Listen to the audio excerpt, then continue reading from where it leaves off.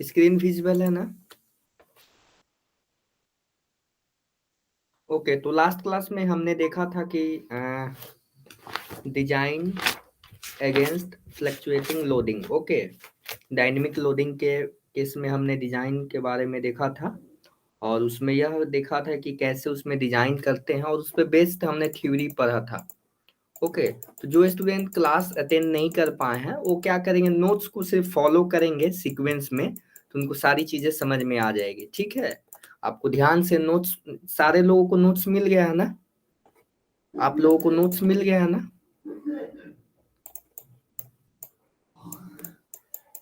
Okay, तो उस notes में मैंने कंसेप्ट बता दिए थे। अब आपको कुछ न्यूमेरिकल्स मैं आपको बता देता हूँ कैसे एक्चुअली में सॉल्व करते हैं। इसमें आपको बहुत सारे न्यूमेरिकल्स हैं, तो उसमें हम बेसिकली जो थ्योरेटिकल पार्ट है उसको नहीं करेंगे। थ्योरेटिकल पार्ट तो मैंने बता दिया है, जो न्यूमेरिकल पार्ट है उसको हम लोग देखेंगे। ठीक है, जैसे कि क्वेश्चन नंबर 3। ठीक है, इसका आप लोग जिराक्स करा लेंगे, जिराक्स कराकर आप अपने, इसका इसमें पूछा गया है कि what is the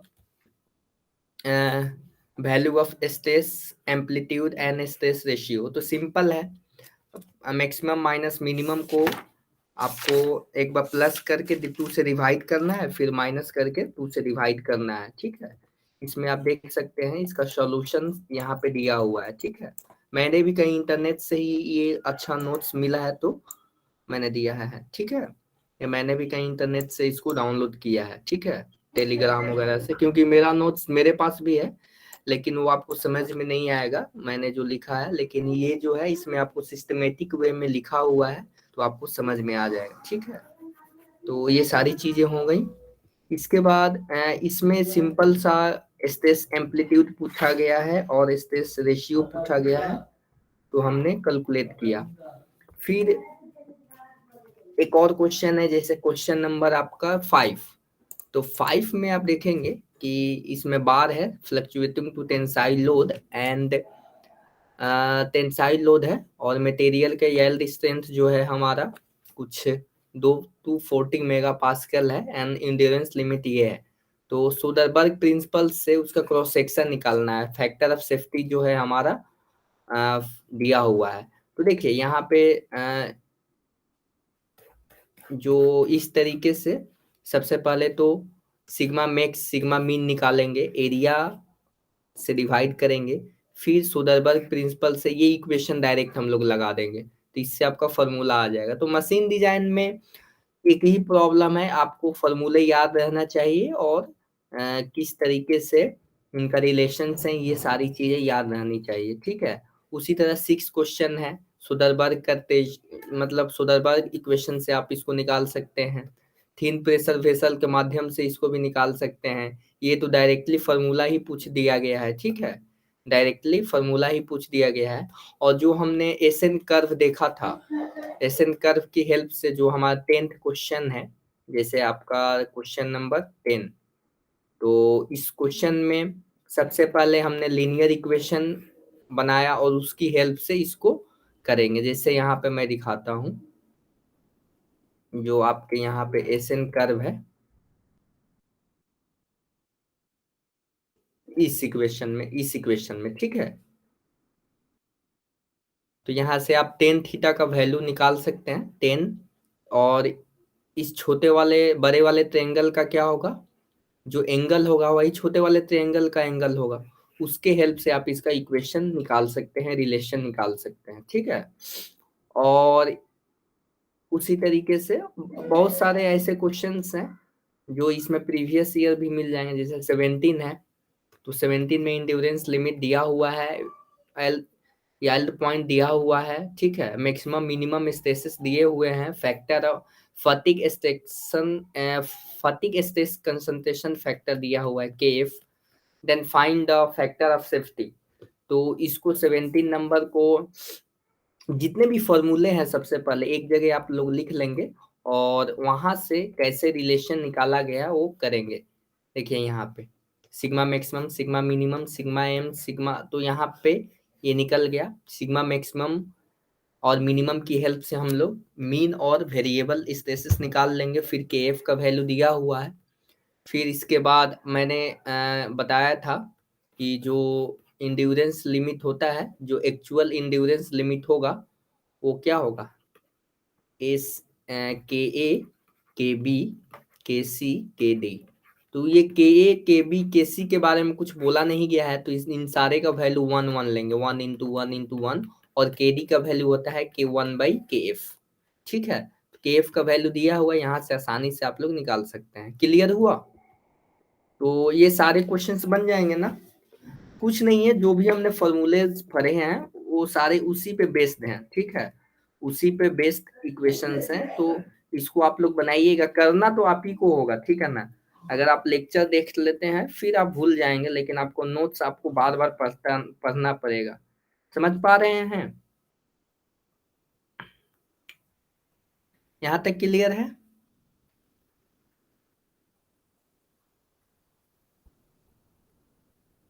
okay Kunal, अगर आपका लेक्चर छूट गया है तो टेंशन लेने की जरूरत नहीं है, इसमें इस नोट्स को आप एक बार पढ़िएगा, आपको सारी चीजें क्लियर हो जाएंगी। ठीक है, और उसके बाद जो हमारा नेक्स्ट चैप्टर है ब्रेक्स, ब्रेक्स से आप कंटिन्यू तो कर ही रहे हैं, तो इसमें आपको कोई दिक्कत नहीं होगी।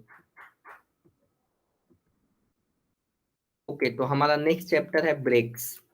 देखिए, एक्चुअली में हमारे पास ब्रेक्स का कैटेगरी है, और सबसे पहला ब्रेक है हमारा, ये क्या करता है कि ब्रेक्स जो है हमारा किनेटिक एनर्जी और पोटेंशियल एनर्जी, या सिर्फ किनेटिक एनर्जी, इनको एब्जॉर्ब करता है किसी सिस्टम को रोकने के लिए। अगर कोई सिस्टम मोशन में है तो उसके पास किनेटिक एनर्जी है, और उसको हम लोग कहीं किसी माध्यम से उसको रोक दें तो हमारा सिस्टम क्या हो जाएगा, स्टॉप हो जाएगा। ठीक है ना, तो उसी के केस में तो ब्रेक्स तो बहुत सारे पढ़ने हैं, लेकिन जो गेट पॉइंट ऑफ व्यू से है उसका न्यूमेरिकल्स एक्चुअली में हमको देखना है।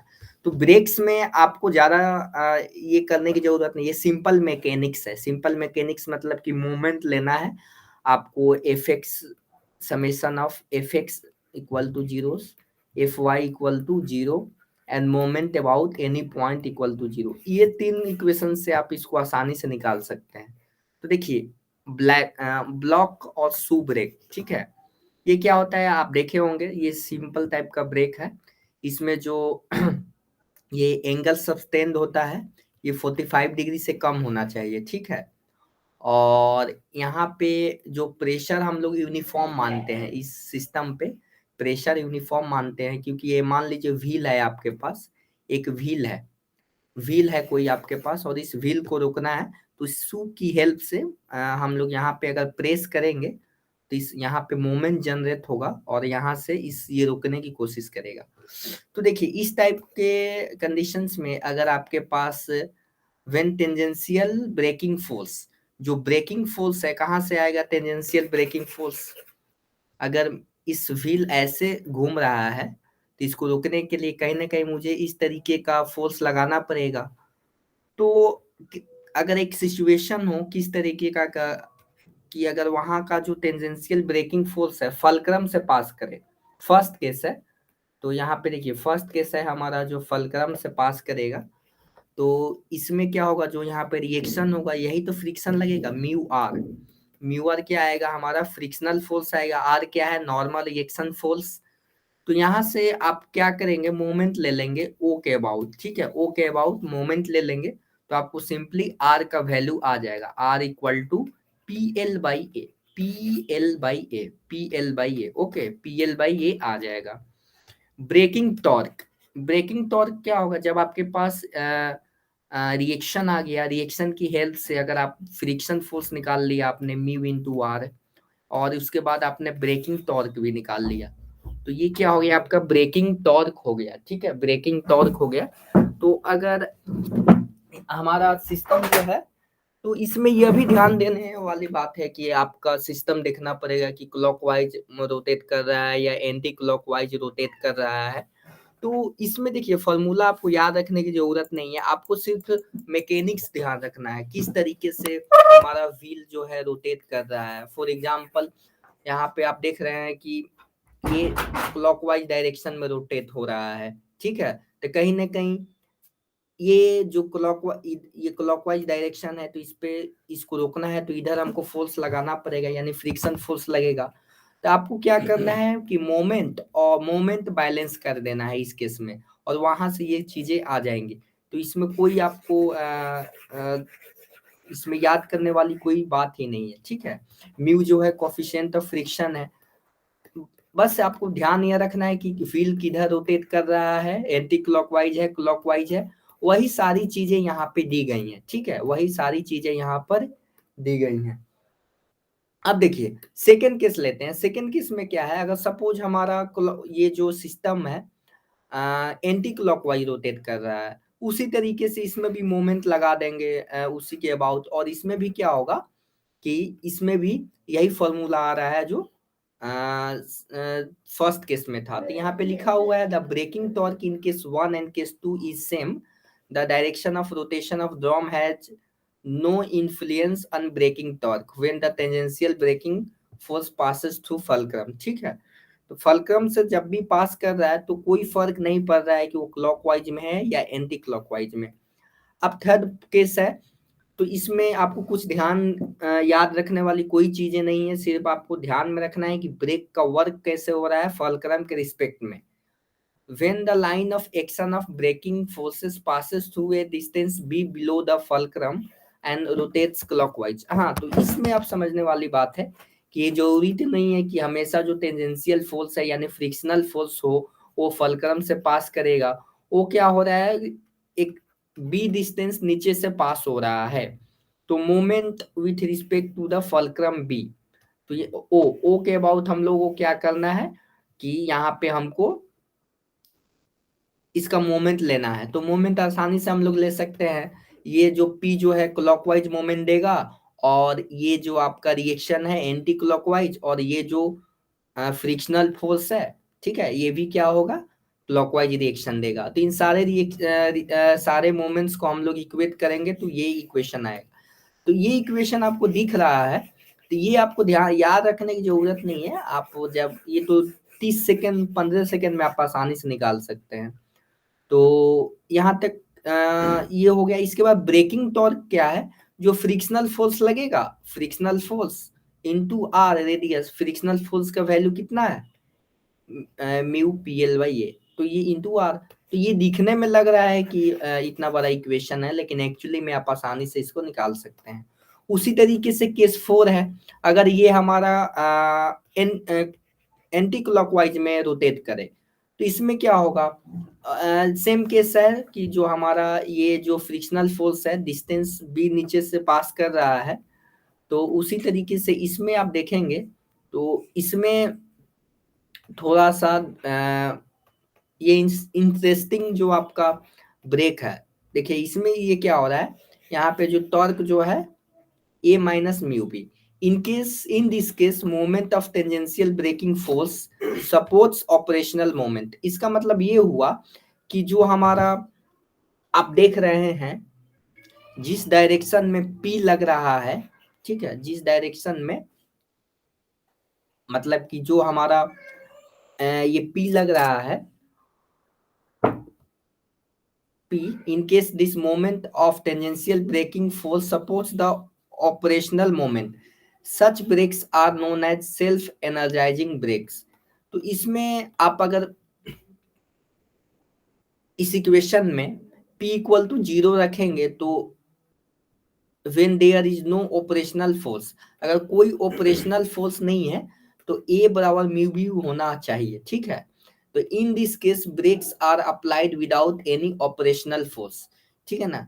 तो आप इसमें क्या कर सकते हैं कि ये सेल्फ लॉकिंग ब्रेक्स है, कि अगर इसमें क्या होता है कि ये इस कंडीशन में ब्रेक ये ऑटोमेटिक सेल्फ लॉक्ड हो जाएगा, क्लियर है ना, क्योंकि यहाँ पे जो मोमेंट जनरेट कर रहा है उसको फ्रिक्शन अपोज कर रहा है, ठीक है ना, फ्रिक्शन अपोज कर रहा है। यहाँ तक क्लियर है, क्लियर है ना।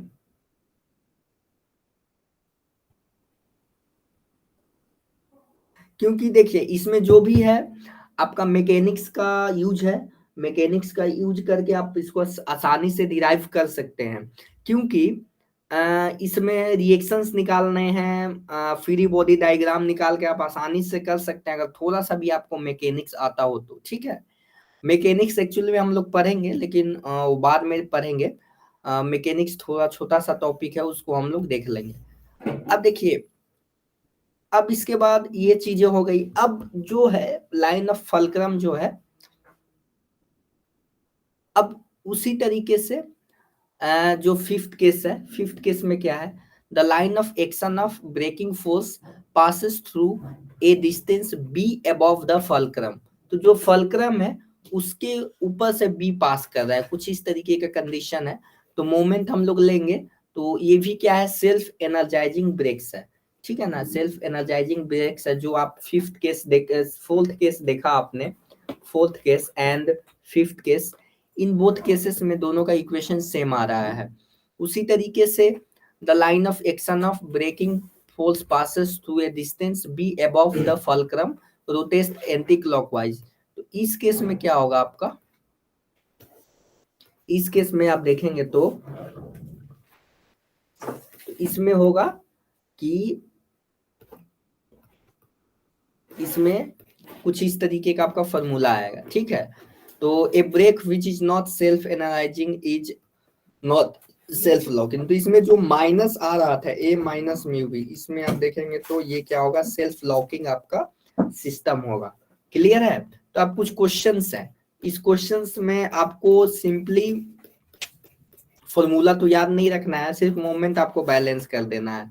ठीक है ना, इस पी की हेल्प से कितना मोमेंट आ रहा है, फिर क्या होगा यहाँ पे, इसकी वजह से कितना मोमेंट आ रहा है, फ्रिक्शनल फोर्स की वजह से, रिएक्शन फोर्स की वजह से कितना मोमेंट आ रहा है। तो देखिए यहाँ पे मोमेंट हमने निकाला है P into L mu R B, जो आपका फ्रिक्शनल फोर्स है और जो रिएक्शन फोर्स है, इसकी मदद से 1600 न्यूटन रिएक्शन फोर्स आ गया और फ्रिक्शन फोर्स ये निकल गया। तो टू लाइंस में आप इसका सॉल्यूशन निकाल सकते हैं, टू लाइंस में इसका सॉल्यूशन निकाल सकते हैं। क्लियर है। तो इसका आप, और आप इस केस में देखिए, जो यहाँ पे जो फलक्रम से इसका पास हो रहा है, जो हमारा फ्रिक्शनल फोर्स का वैल्यू है, ये फलक्रम से पास हो रहा है। तो इसमें रिएक्शन और जो आपने अप्लाइड किया वही सिर्फ कंपोनेंट्स आएंगे, और यहाँ से रिएक्शन फोर्स आसानी से निकाल सकते हैं। ठीक है ना। तो ये दो दो लाइंस के आपके इक्वेशंस हैं, इसमें तो कोई मतलब ये सबसे आसान चीजें हैं, इसमें कोई दिक्कत नहीं आनी चाहिए। अब देखिए सेकेंड टाइप का जो ब्रेक्स है, बैंड, सिंपल बैंड ब्रेक है। इसमें क्या होता है कि सिंपल बैंड ब्रेक में एक जो फलक्रम फिक्स होता है और एक इंड पे इस तरीके से रोप की हेल्प से हम लोग इसका करते हैं। अगर हमको फोर्स लगाना है या इसको रोकना है, तो हम लोग क्या करेंगे, सपोज इस फिगर से आपको समझ में आएगा। अगर हमको ये रोटेट कर रहा है इस तरीके से, रोटेट अभी कर रहा है, अगर मैंने इधर फोर्स पी लगा दिया तो इस पे टेंशन फोर्स जनरेट होंगे और आपको यहाँ से फ्रिक्स, देखिए अब इसमें थोड़ा सा न्यू कंसेप्ट है, इसको हम लोग देखने वाले हैं। If one of the end of band is attached to the fulcrum and another end is attached at distance from fulcrum of the operating lever, then such breaks is known as simple band break. In this case, referential band breaks, both the ends are not attached to the fulcrum. तो इस case में आप देख रहे हैं differential और simple band break में क्या डिफरेंस है, इसका एक जो पॉइंट्स है जहाँ पे हमारा फोर्स पास कर रहा है वहां पे फलक्रम से अटैच होगा, लेकिन डिफरेंशियल में कुछ इस तरीके का फिगर होगा। ठीक है, डिफरेंशियल में कुछ हमारा इस तरीके का फिगर होगा। अब देखिए, अब ये आपको थोड़ा सा ध्यान देने वाली बात है। सपोज अब इसमें अगर आपने देखा था कि अगर कोई पुल्ली है हमारे पास, पुल्ली है, तो पुल्ली को हम लोग फ्रिक्शनलेस मानते थे, तो उसमें दोनों में टेंशन T जनरेट होता था। लेकिन ये जो है हमारा फ्रिक्शन की ही मदद से इसको रोक पाएगा। तो इसमें जो है T1 और T2 हमारा इसमें क्या होगा, टेंशन फोर्स आएंगे, और T1 हमेशा ग्रेटर देन T2 होगा। इसको याद रखने का मैं तरीका बताता हूँ कैसे। देखिए ये जो पॉइंट है इधर जाने की कोशिश कर रहा होगा, और ये जो है इसको खींचने की कोशिश कर रहा होगा। तो कहीं ना कहीं ये जो T1 है इसको ज्यादा लगाना पड़ेगा कंपेयर टू T2, क्योंकि ये जो है इसको सपोर्ट कर रहा है और ये T1 को अपोज कर रहा है। तो T1 को कहीं ना कहीं ज्यादा टेंशन फोर्स लगाना पड़ेगा। तो टाइट जो हमारा सेक्शन है, टाइट साइड सेक्शन है एंड स्लैक साइड सेक्शन है, जो लूज साइड होता है। तो दोनों में फ्रिक्शन के वजह से दोनों में अलग अलग टेंशन आएंगे, ठीक है। तो इसमें T1 आ गया, इसमें T2 आ गया। अब देखिए T1 T2 में क्या है ना, रिलेशन है। अब T1 T2 और जो ब्रेकिंग टॉर्क है T1 एंड T2 की मदद से हम लोग ब्रेकिंग टॉर्क निकाल सकते हैं। जैसे T1 T2 सपोज आपको मालूम चल गया, तो उसको आप लोग रेडियस से मल्टीप्लाई कर देंगे तो आपको ब्रेकिंग टॉर्क आ जाएगा, और मोमेंट आप बैलेंस कर देंगे तो ये फॉर्मूला आ जाएगा। अब देखिए मेन डिफरेंस आता है, ये थ्योरी ऑफ मशीन में भी पढ़ना है, आप शायद पढ़े होंगे। T1 T2 का रिलेशन, T1 T2 का रिलेशन डायरेक्टली मैं यहाँ पे लिख देता हूँ, अगर आप इंटरेस्टेड हैं इसका जो डेरिवेशन में, तो आप आसानी से देख सकते हैं, समझ सकते हैं। T1 T2 का रिलेशन होता है T1/T2 e to the power mu theta. Mu क्या है यहाँ पे, जो हमारा फ्रिक्शन वैल्यू है, फ्रिक्शन कोफिशिएंट है। थीटा क्या है, जो हमारा क्या है, थीटा यहाँ से कितना एंगल सब्सटेंड हो रहा है सेंटर पे, देख रहा है ना, कितना एंगल सब्सटेंड हो रहा है सेंटर पे। यहाँ से आप देख सकते हैं इस फिगर में कितना एंगल ऑफ रैप है, मतलब कितना जो ये जो आपका ये जो ब्रेक है, जो कितना एंगल सब्सटेंड कर रहा है, ठीक है ना। ये रोप जो है, रोप आप देख रहे हैं, ये कितना एंगल सब्सटेंड कर रहा है, ये सारी चीजें आप यहाँ से देख सकते हैं। Simple band brake are not self energizing brakes, ये सेल्फ एनर्जाइजिंग ब्रेक नहीं होते हैं। जो पिछले केस में देखा था उसमें सेल्फ एनर्जाइजिंग ब्रेक्स था। इसमें इसमें इसमें इसमें क्या होता है आप देखेंगे, अगर इसमें in order to make self energizing differential brakes are use, अगर हमको सेल्फ एनर्जाइजिंग ब्रेक्स बनाना है तो डिफरेंशियल ब्रेक्स हम लोग डिफरेंशियल ब्रेक्स हम लोग यूज करेंगे। अब देखिए उसी तरीके से क्वेश्चंस हैं, टाइट सेक्शंस और लूज सेक्शन जो है हमारा रेशियो दिया हुआ है यहाँ पर कि द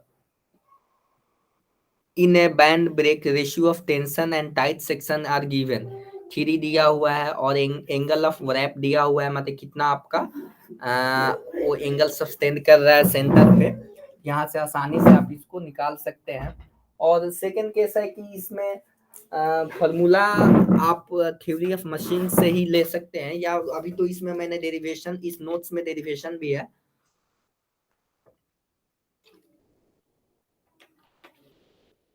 तो इसमें डेरिवेशन दिया हुआ है, तो यहाँ से म्यू का वैल्यू आसानी से निकल सकता है। क्लियर है ना।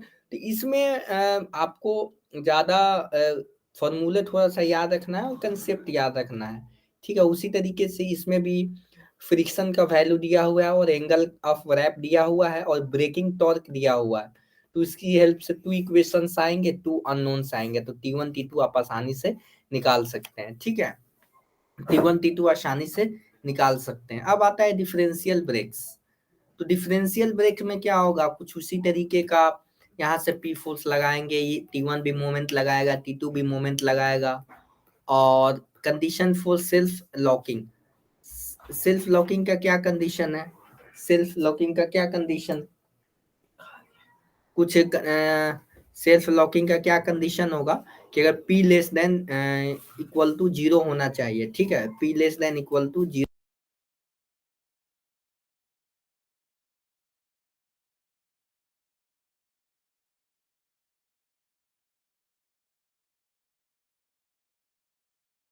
ओके, तो यहाँ पे आप देख रहे हैं कि जो हमारा सेल्फ एनर्जाइजिंग ब्रेक है, सेल्फ एनर्जाइजिंग ब्रेक में क्या होगा, सेल्फ लॉकिंग ब्रेक में, कि P जो होना चाहिए लेस देन इक्वल टू 0 होगा। तो इस कंडीशन को आसानी से इसमें मोमेंट का इक्वेशन लगाएंगे, मोमेंट का जो इक्वेशन P के फॉर्म में लगाएंगे और उसको लेस देन इक्वल टू 0 कर देंगे, तो यहाँ से ये कंडीशन आ जाएगा। यानी A/B जो होना चाहिए, A/B क्या है यहाँ पे, A जो है डिस्टेंस आपका, दिस डिस्टेंस है फलक्रम से दोनों का इंडिविजुअल डिस्टेंस है T1 T2 का, ठीक है ना। तो ये आपको और यहाँ से आप निकाल सकते हैं कैसे, इस ट्रायंगल की भी हेल्प से आप इसको एनालाइज कर सकते हैं। ठीक है, एनालाइज कर सकते हैं। ठीक है, तो यहाँ तक क्लियर है, यहाँ तक डिफरेंशियल ब्रेक्स क्लियर है। आप चाहें तो मशीन डिजाइन को अगर आप 5 से 6 घंटा पढ़ लें, मतलब कि जो मैंने नोट्स दिया है, तो आपको, हमको लगता है कि 80 to 70 80% आपको सेल्फ स्टडी से ही समझ में आ जाएगा, क्योंकि इसमें नोट्स में अच्छी तरीके से सारी चीजें क्लियर की गई हैं।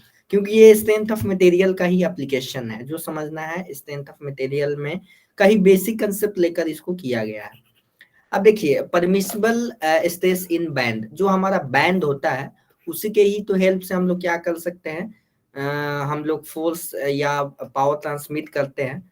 तो उसको भी तो परमिसिबल स्ट्रेंथ से भी क्या होना चाहिए, जो हमारा कम होना चाहिए, तभी तो हम लोग इसको यूज कर पाएंगे।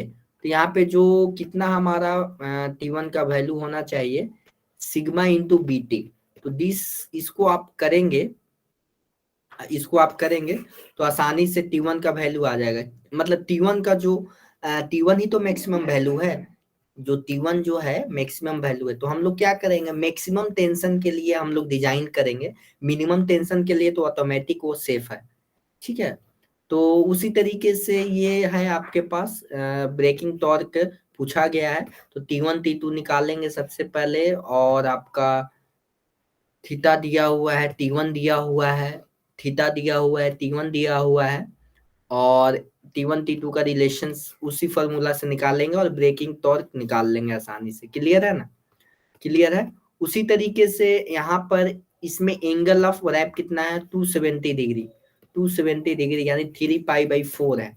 3 पाई/4 आपका एंगल ऑफ रैप है, मतलब कि 270 डिग्री आपका यहाँ पे एंगल सस्टेन हो रहा है।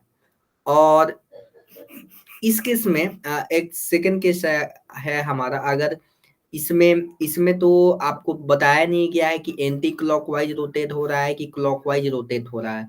तो कभी भी इस क्वेश्चन में ऐसे पूछा गया हो या नहीं बताया गया हो, तो आप उसमें दोनों केसेस लेकर आप लोग इंडिविजुअली करेंगे, क्योंकि जो है दोनों केसेस में अलग अलग आंसर्स आएंगे, क्योंकि एक साइड टेंशन होगा, एक टाइप स्लैक साइड होगा, एक साइड जो होगा लूज टाइट साइड होगा। क्लियर है ना।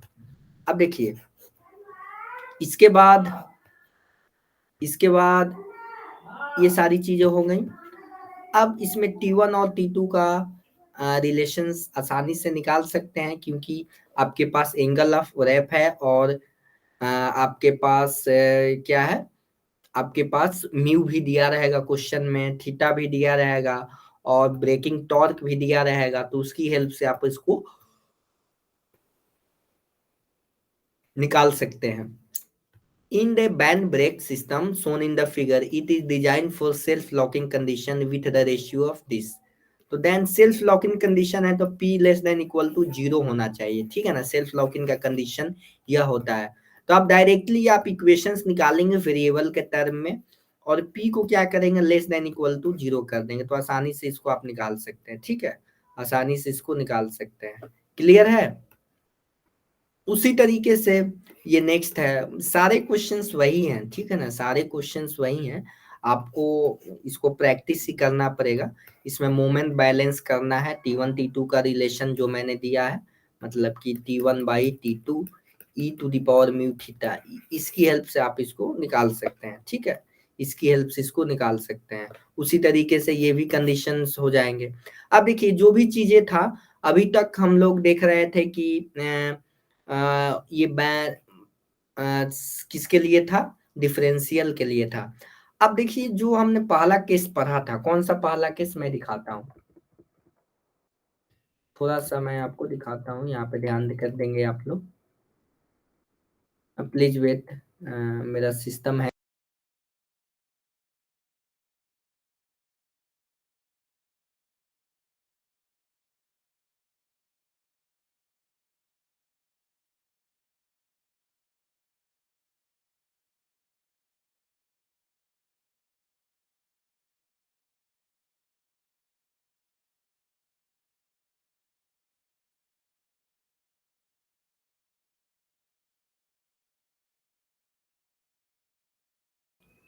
ओके, तो इस केस में आई थिंक स्क्रीन विजिबल है ना।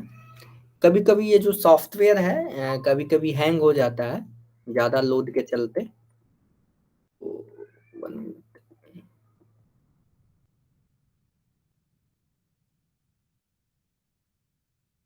तो इस केस में देखा था हमने, जो एजम्पशन हमने माना था कि जो हमारा थीटा होना चाहिए, थीटा लेस देन 45 होना चाहिए। तो ऐसा जरूरी थोड़े है हमेशा कि थीटा लेस देन 45 हो। तो अगर थीटा लेस देन 45 नहीं है, यानी थीटा 45 से ज्यादा है, तो उस केस में कैसे करेंगे? उसके लिए देखिए एक रिलेशन है, इसको आपको डायरेक्टली याद रखना है। ये आपको मेरे को भी नहीं मालूम कहाँ से आया है, लेकिन आपको ये ध्यान में रखना है क्योंकि ये हायर स्टडीज में इसको पढ़ना है। आपको ये रखना है म्यू डैश, यानी 4 mu sine theta 2 theta sine 2 theta. इसको आपको आसानी से यहाँ से म्यू डैश का वैल्यू आ जाएगा। म्यू डैश कौन सा? नया वाला जो म्यू डैश होगा वो क्या होगा, कहीं ना कहीं म्यू से ज्यादा होगा। ठीक है, आप इसको देखेंगे क्वेश्चन के माध्यम से समझ लेते हैं। जैसे फॉर एग्जांपल इस केस में सिंपल, तो पहले म्यू निकालेंगे। सबसे पहला काम करेंगे म्यू निकालना, क्योंकि इसमें जो है ये पूरा एंगल जो है ये 2 थीटा जो दिख रहा है आपको यहाँ पे, 2 थीटा क्या है, 90 डिग्री है। ठीक है ना, ये पूरे को क्या करेंगे, 2 थीटा लेंगे और उसका हाफ हम लोग इसमें पुट करेंगे और उसके बाद 2 थीटा वहां पे पुट करेंगे। ठीक है, तो ये म्यू डैश है। ठीक है, म्यू डैश है। और इसके बाद मोमेंट बैलेंस कर देंगे, ब्रेकिंग टॉर्क आसानी से आ जाएगा। ब्रेकिंग टॉर्क आपके पास आसानी से आ जाएगा। क्लियर है, ब्रेकिंग टॉर्क आसानी से आ जाएगा। क्लियर है यहाँ तक? अब इसके बाद बैंड एंड ब्लॉक ब्रेक। देखिए ये जो कॉम्बिनेशन है ना, शू ब्रेक एंड बैंड ब्रेक का कॉम्बिनेशन है। हमने देखा था शू ब्रेक में क्या था कि कुछ इस तरीके का शू था और यहाँ पे व्हील था। इसमें क्या है, शू भी है और बैंड भी है। ठीक है ना, इसीलिए बैंड एंड ब्लॉक ब्रेक, यानी ब्लॉक मतलब शू ब्रेक आपको दिया गया है। तो दोनों का कंडीशन है और इसका भी एक रिलेशन है, आपको डायरेक्टली याद रखना है।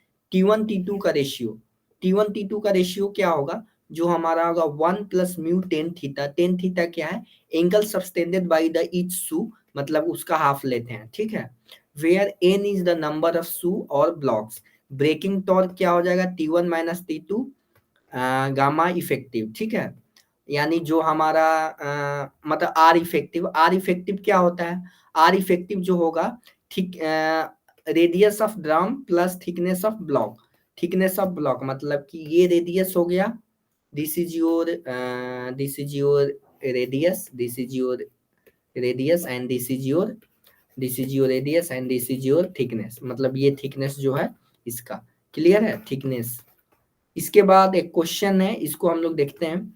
इन a band and block brakes, band is line, इसमें 12 शू है और इनका 15 डिग्री एंगल सबटेंडेड है। थिकनेस है आपका 75 mm और म्यू का वैल्यू दिया हुआ है 0.4। तो यहाँ से आप डायरेक्टली इस फॉर्मूला की हेल्प से सबसे पहले तो T1 T2 का रेशियो निकालेंगे, T1 T2 का रेशियो निकालेंगे। फिर उसके बाद आप क्या करेंगे, मोमेंट लेंगे और यहाँ से पावर निकल जाएगा। ठीक है, यहाँ से पावर निकल जाएगा। अब देखिए कुछ एक्स्ट्रा क्वेश्चंस हैं, मतलब कि आई थिंक ये ब्रेक से रिलेटेड तो नहीं है, लेकिन इसमें आपको एक दो एक्स्ट्रा क्वेश्चंस मिल जाएंगे जो ये जैसे क्वेश्चन है। तो ये सिंपली जो है मैकेनिक्स का क्वेश्चन है, ये आसानी से आप लोग बना लेंगे। इसमें u बराबर v बराबर u प्लस ए टी, ये सारी चीजें जो है इसका यूज करके बना। इस क्वेश्चन को एक बार पढ़िएगा, ठीक है ना, क्वेश्चन को पढ़िएगा, आपको सारी चीजें आसान लगेंगी। ठीक है, इसके बाद ये भी है कैसे ब्रेक की हेल्प से हम लोग इस वेट की हेल्प से इस सिस्टम को रोकने की कोशिश कर रहे हैं। तो उसका जो कैनेटिक एनर्जी है, मास का और मोमेंट ऑफ इनर्शिया का, दोनों को रोकेंगे और दोनों का मोमेंट ऑफ इनर्शिया के कारण जो एनर्जी एब्जॉर्ब करेगा और जो आपका रोटेशन के कारण जो एनर्जी है, दोनों को ऐड करके इससे इक्वेट करेंगे। ठीक है, और वहां से एंगल निकल जाएगा। तो ये जो क्वेश्चन है 15 नंबर क्वेश्चन, ये आपका बहुत बार मतलब गेट पॉइंट ऑफ व्यू से इम्पोर्टेंट है। ठीक है, इसमें एंगल सब्टेंडेड आपको मिल जाएगा। तो आई थिंक यहाँ तक क्लियर है, यहाँ तक क्लियर है तो बताइए। तो ब्रेक्स में कितने फोर्स का कितने टाइप्स का हमने ब्रेक्स पढ़ा? सबसे पहले पढ़ा शू ब्रेक, उसके बाद बैंड ब्रेक्स, उसके बाद डिफरेंशियल बैंड ब्रेक्स, उसके बाद हमने band band and block brakes. तो सारे न्यूमेरिकल्स ही हमने देखे हैं, सारे न्यूमेरिकल्स ही देखे हैं। और इसमें आपको क्या ध्यान रखना है, इसमें मोमेंट बैलेंस करना है, इसमें आपको मोमेंट के साथ साथ क्या बैलेंस फोर्सेस का ध्यान रखना है। ठीक है, यहाँ तक क्लियर है ना? इसके बाद नेक्स्ट है हमारा क्लचेज, क्लच का टॉपिक है, क्लच का। तो इसमें आप बोलेंगे सर इसमें क्वेश्चंस हैं, तो इसमें क्वेश्चंस सारे इंक्लूडेड हैं, ठीक है ना? जो क्वेश्चंस हैं इसमें सारे क्वेश्चंस इंक्लूडेड हैं। तो यहाँ तक क्लियर है? आप लोगों को बताइए, यहाँ तक क्लियर है ना?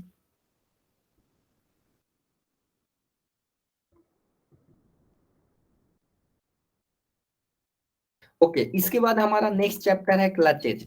क्लचेज में भी कुछ थ्योरम, फ्रिक्शन क्लचेज के बारे में आप पढ़े होंगे अपने सेमेस्टर में। तो इसमें देखेंगे कि सिंगल होते हैं, कोनिकल क्लचेज होते हैं, सेंट्रीफ्यूगल क्लचेज होते हैं। तो आपको सिंगल प्लेट क्लच में का एनालिसिस किया गया है।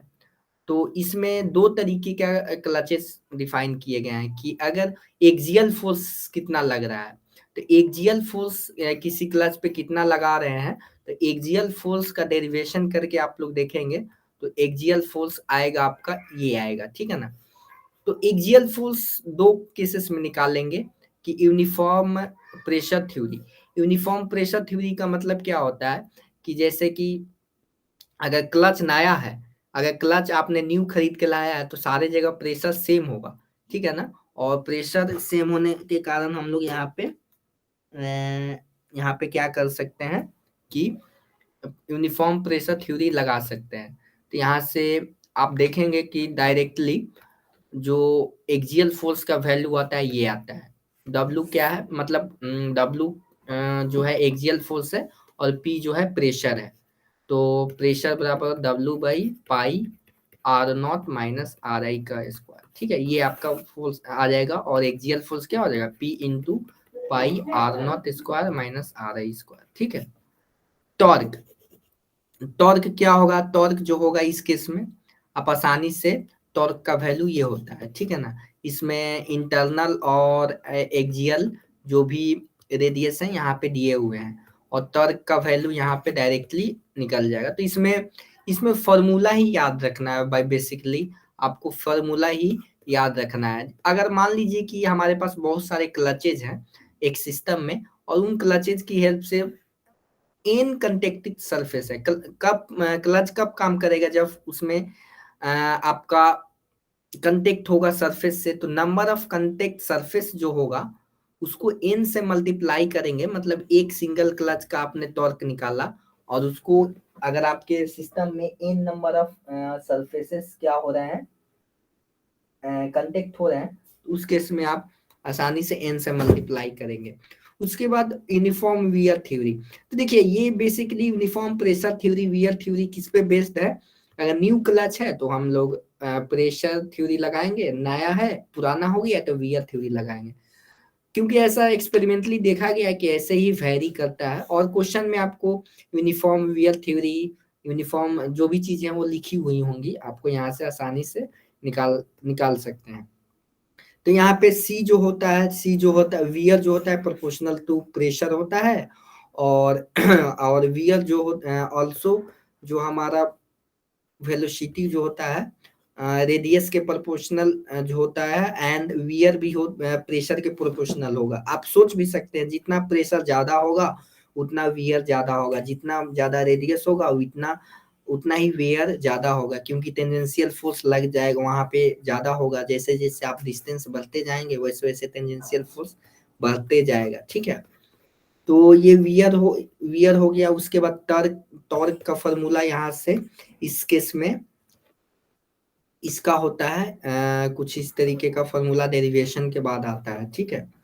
और इस दोनों को हमने यहाँ पे साथ में लिख दिया है मतलब कि दोनों को तो आपको कंपेयर करने में दिक्कत नहीं होगी।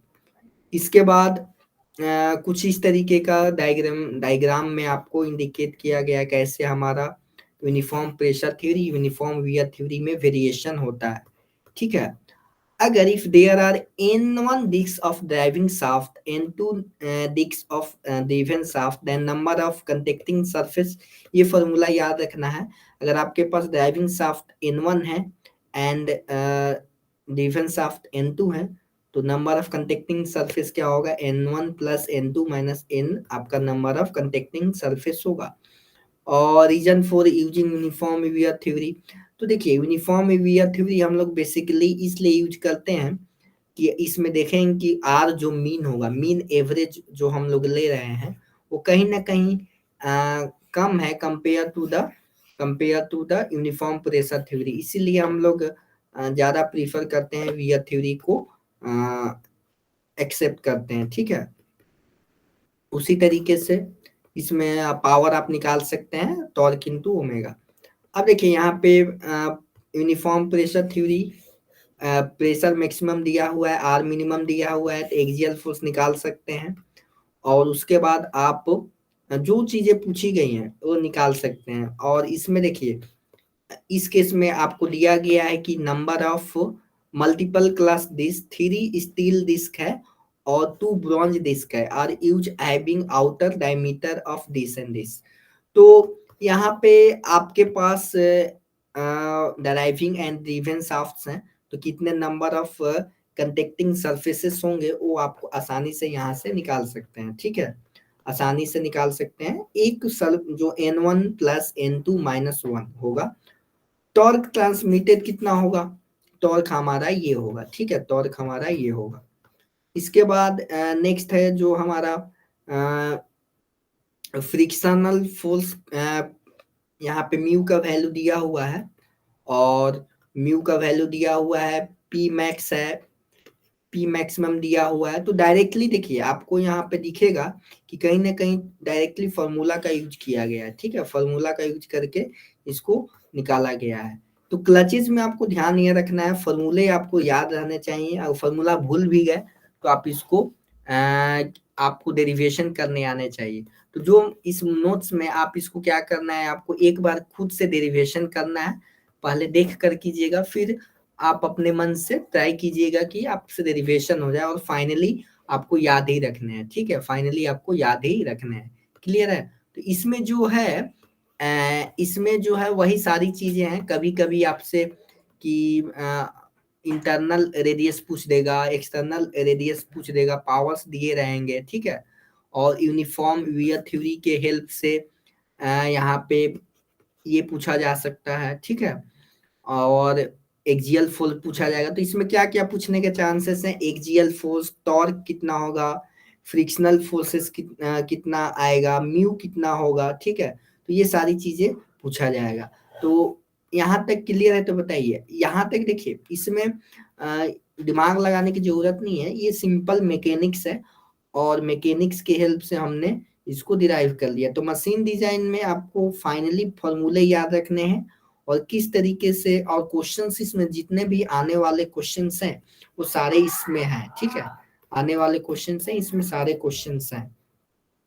ओके, तो इसके बाद हमारा नेक्स्ट है कोनिकल क्लचेस। कोनिकल क्लचेस में कुछ नहीं होता है। कोनिकल क्लचेस में क्या होता है कि कोनिकल क्लचेस में जो फोर्सेस आते हैं इस सरफेस के इस नॉर्मल फोर्सेस आएंगे और ये अल्फा एंगल जो है सेमी कोन एंगल है, सेमी कोन एंगल।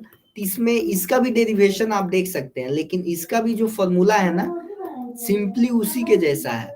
उसमें साइन अल्फा बाई 2 से डिवाइड हो गया, मैं दिखाता हूं आपको। साइन अल्फा बाई 2 से डिवाइड, सॉरी, साइन अल्फा से डिवाइड हो गया है। साइन अल्फा से हम लोग डिवाइड करेंगे, टॉर्क का वैल्यू यहाँ से आ जाएगा। देखिए यहाँ पे टॉर्क का वैल्यू यहाँ से आसानी से आ जाएगा। आप साइन अल्फा से यूनिफॉर्म प्रेशर थ्योरी में ये होगा और यूनिफॉर्म वियर थ्योरी में साइन अल्फा से डिवाइड हो जाएगा। तो साइन अल्फा, जो अल्फा है सेमी कोन एंगल है, तो इसको आपको ध्यान में रखना है। क्लियर है, तो इसमें क्लचेस में आपको जो पहला वाला जो हमने देखा uniform pressure theory and wear theory, उनका फॉर्मूला याद रखना है और उसके बाद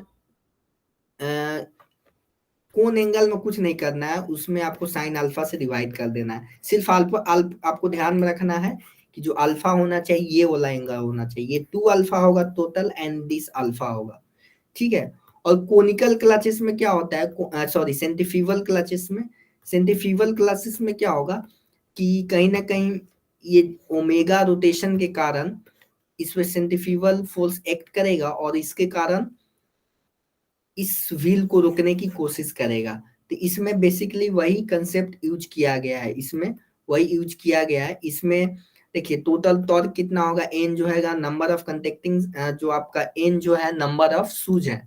इसमें देखिए एन जो है नंबर ऑफ, मैं दिखाता हूं, इस केस में एन जो है हमारा नंबर ऑफ शूज हैं, कितने आपके पास ये ब्लॉक्स हैं, कितने आपके पास ब्लॉक्स हैं, और म्यू का वैल्यू दिया रहेगा एम इच, मतलब हर एक, मतलब सू का वैल्यू दिया होगा, आर जी का वैल्यू दिया होगा, और ओमेगा 1 ओमेगा 2 किस रोटेशन पे चल रहा था पहले, फाइनली कितना उसका रोटेशन है, और पावर जो होगा ये होगा, क्लियर है, पावर ये होगा, ठीक है, पावर आपका ये होगा। तो यहाँ से आसानी से आप निकाल सकते हैं। अब देखिए जो सू का जो थोड़ा सा सू का एनालिसिस कर लेते हैं, जो हमारा सू है कुछ इस तरीके का होगा, और इसका लेंथ ये होगा एल और थीटा, तो एल बराबर आर डी थीटा होगा, ठीक है, एल बराबर आर डी थीटा होगा। और इसमें क्या कर सकते हैं आप, यहाँ से इसका डिजाइन कर सकते हैं, इसका आप लोग डिजाइन कर सकते हैं।